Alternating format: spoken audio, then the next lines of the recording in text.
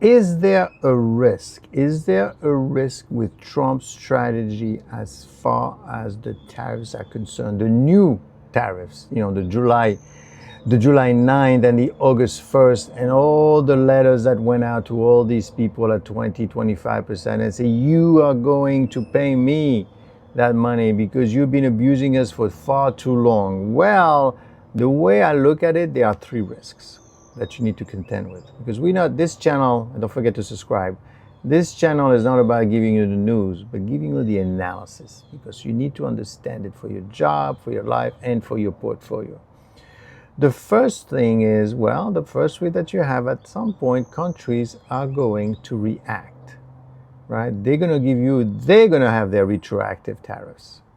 And what happens when that happens? What happens when Canada says, I'm going to give you 25, then you say, then I'm going to give you 100, then we're closed? That's a possibility. Now, of course, if you're Canada or if you're other countries, do you really want to contend with that? Even China has to be careful. Why? Because China is a huge deflation environment right now. The prices are going down. Why? They're producing so much stuff, they don't know what to do with it. That's their problem, okay? The second risk is that US companies are going to react and pass on the cost to the consumer, right? And that creates inflation with all the problem that ties with it. Now, of course, if they're going to do that, they're going to be careful, because if you're Walmart and say, I have to increase the prices because the tariffs came through and now I can't hold on anymore, they're going to say, you're not playing ball, and look at Walmart and look what they're doing. They're with the Democrats, blah, blah, blah, blah, blah, blah, blah.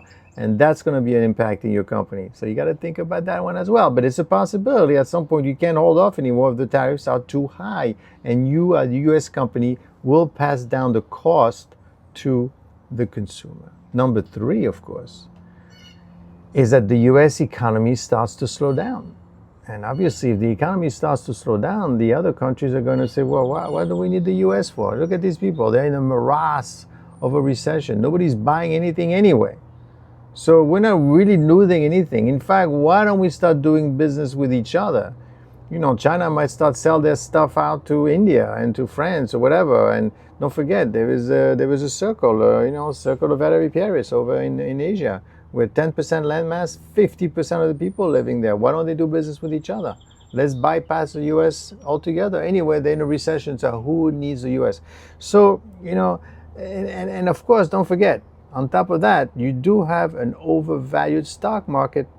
Even though it's back to where it was, it's still overvalued, especially compared to Europe. So watch out for these four risks playing together.